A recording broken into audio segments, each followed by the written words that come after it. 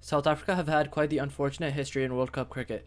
Some of the misfortune has been out of their hands, but a lot of it has been in their hands. We all know about the tag of them being chokers in World Cup cricket, and today we're just going to look at the history of South Africa in the One Day World Cup. South Africa's first World Cup was in 1992.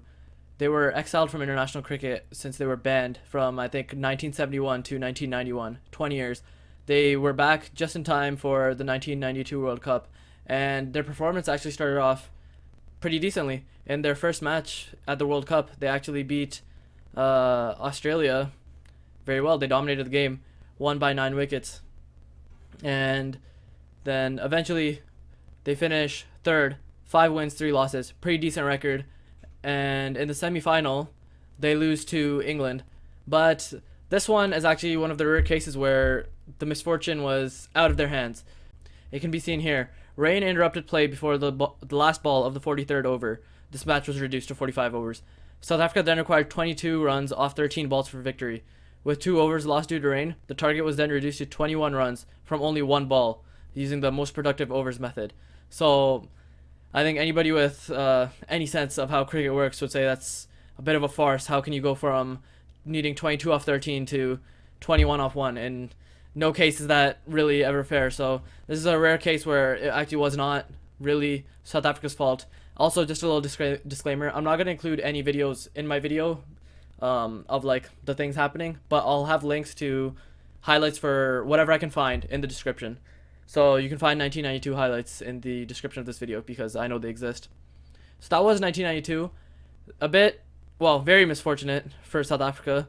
They actually played really well in their first World Cup. They were all throughout the 90s. I mean, honestly, in their whole history since at least readmission, they've been really good. And, you know, if some things played differently, you never know. South Africa could have had a World Cup in their very first World Cup.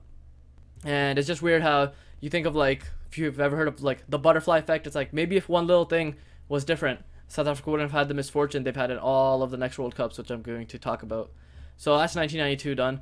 Now we go on to 1996, where this is a bit underrated. South Africa in their group stage actually finish undefeated, topping the group.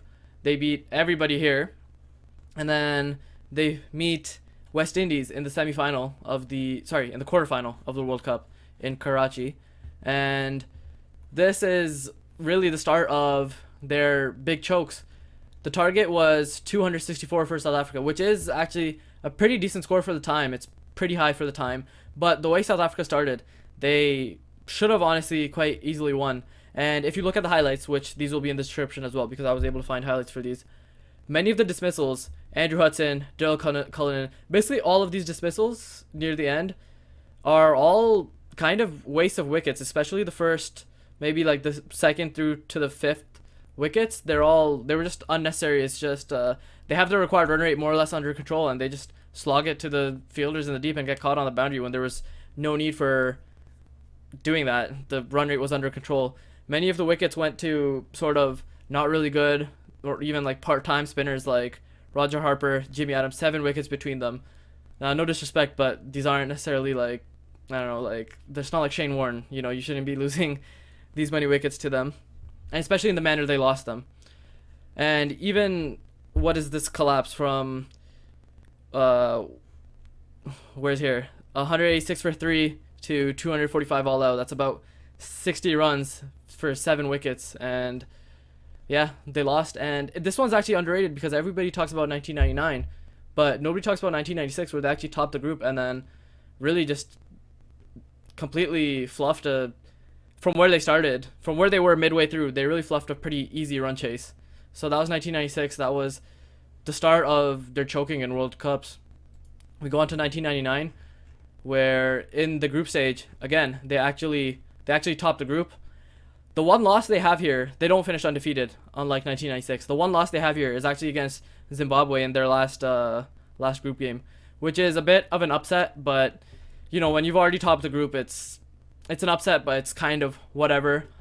In the Super 6 stage, they win their first 2 games, and then they lose against Australia. I think everybody remembers this match for the Herschel Gibbs drop catch, which wasn't even really a drop catch, to be honest.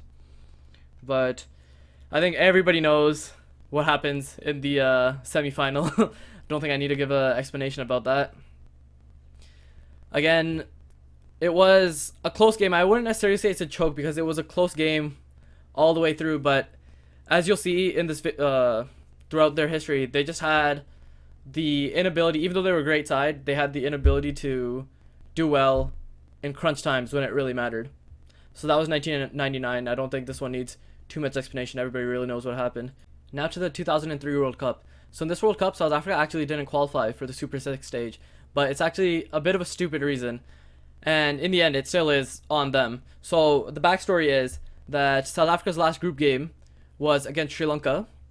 South Africa were on 12 points with 3 wins, and Sri Lanka were on 16 points with 4 wins. So even if Sri Lanka lost and South Africa won, there would be 4 teams on 16 points: Sri Lanka, Kenya, New Zealand, and South Africa. Now, since Sri Lanka had a good net run rate, they probably would have made it. It would have been actually Kenya who would have gone below and not made the Super 6 stage. So all South Africa needed was a win. They needed 4 points to get them to 16 points, and then their net run rate would carry them through. They actually had a very good net run rate. But what actually happens in the last match here against Sri Lanka, we can open up the scorecard, although it's not going to give us a ball by ball, is the match is interrupted by rain, and they know rain is lingering. Now in the last over, at the end of the 45th over, the Duckworth-Lewis score for South Africa to win is 230. And on the second last ball, Mark Boucher hits a 6 to get them to 229, which is 1 below. So 229 is only good enough for a tie. 230, one more run and one more ball, will get them a win. But for some reason, there was a miscommunication in the South African dressing room. Mark Boucher just more or less defends, just plays the last ball straight to a fielder. Again, you can see the highlights. I'll post them in the description. And that's only good enough for a tie. So as you can see in the points, that only leaves them with 14 points, not 16. So they're not able to get level with any of the other teams to knock Kenya down and make the Super 6. So for a second time in a row, South Africa have been kicked out of the World Cup off just a difference of 1 run. And at least in the last one, you could say the other team did well enough, I guess. This one is just completely their fault. There's no excuse for it. I don't know what went wrong, but honestly, seeing the highlights is pretty sad. Seeing them all sad about about what happened, but at the same time, you can't really be too sympathetic. So now you go to 2007. There's actually one where there isn't really any much choking involved. South Africa, they go through in the group stage with 2 wins, 1 loss. 1 loss is against Australia. Australia were undefeated in this tournament. Now in the Super 8s, South Africa did decently. Their one hiccup was that they lost to Bangladesh weirdly, which is quite an upset, especially for the time, 2007. And then they lose to Australia in the semi-final. But this one, it's just Australia were too good. Australia would have won this World Cup. They're like so easily. There was no other contender really. So this is a rare instance where there's an early misfortune in terms of something out of their hand and also choking. It was just they weren't a good enough team to win. Takes us to 2011, where again they topped the group. 5 wins, 1 loss. The 1 loss came against England, which, seeing how England played in this World Cup, is a bit of an upset. But obviously it's not terrible. It is still England. Now, but again, we go to the the quarterfinal against New Zealand, where again it just all falls apart for South Africa. They just can't do it in pressure matches. The target New Zealand set is only 221, which is quite low. And in reply, South Africa they're chilling. 108 for 2. What is that? Needing about 115 more runs in 26 overs ish. But it all falls apart.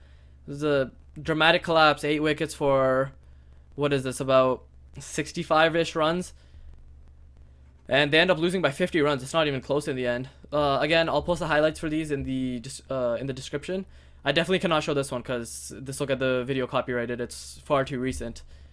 But yeah, just terrible collapse from South Africa. Just this one's a bit underrated. Everybody remembers the 2015 where in the semifinal against New Zealand, which I'll get to. But people don't remember this, although this was honestly one of their I think their worst choke in a World Cup. This is because nothing can really justify such a collapse from you to go from such a comfortable position to losing by 50 runs. Now, the second most recent World Cup, 2015. Again, South Africa do pretty well in the group stage. Their only two losses come against India and Pakistan. They probably should have won that Pakistan game. That was a bit of a choke slash upset from them. Again, the target in that match wasn't that high, but it doesn't really matter because they still finished second in the group stage. They finally managed to win a knockout game against Sri Lanka. They dominated that match, won by 9 wickets. And in the semifinal, when you look at just the scorecard or just the summary of the score, it doesn't look that bad. But you have to actually watch highlights and see that in the last 5 overs, 5 to 10 overs of the New Zealand innings, when New Zealand were chasing, South Africa were just all over the place in the field. Missed run-out chances. I was gonna say drop catches, but not even, because some of them they just like left it. The two people collided and they couldn't even get under the ball to catch it. Also, pretty poor honestly. Last over from Dale Steyn, which allowed New Zealand to get 12. Daniel Vittori hits a 4, and it's Grant Elliott who hits the 6 to win the game. So yeah, if you watch the highlights, South Africa in the field all over the place in the last 5 overs. So definitely a big choke, and this one is something I remember myself because I watched around this time. Lastly, it brings us to 2019. 2019, like 2007, is just a case where they weren't good enough. You could see going into the tournament that South Africa probably wasn't a favorite to even make the semifinal, let alone win the tournament, and it's justified in their 7th position in the World Cup. There isn't really much to talk about in this edition because, like I just said, they weren't really favorites. I think their only 3 wins came against Sri Lanka, Afghanistan, and someone else I'm forgetting. I guess I could check. Oh yeah, near the end, they managed to get a kind of a bonus win against Australia. In recent years, for some reason, South Africa's always beat Australia, like regardless of whatever form they're in. They always get into form to beat Australia.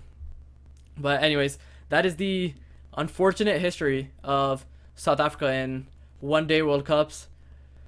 Here's hoping, I guess, especially if you're South African, that 2023 here goes a lot better for them. You never know. Hopefully it does. Hopefully they can shed their choker tag. Anyways, that's it for today's video. If you found it informative or enjoyable, please consider leaving a like. Thanks for watching. Bye.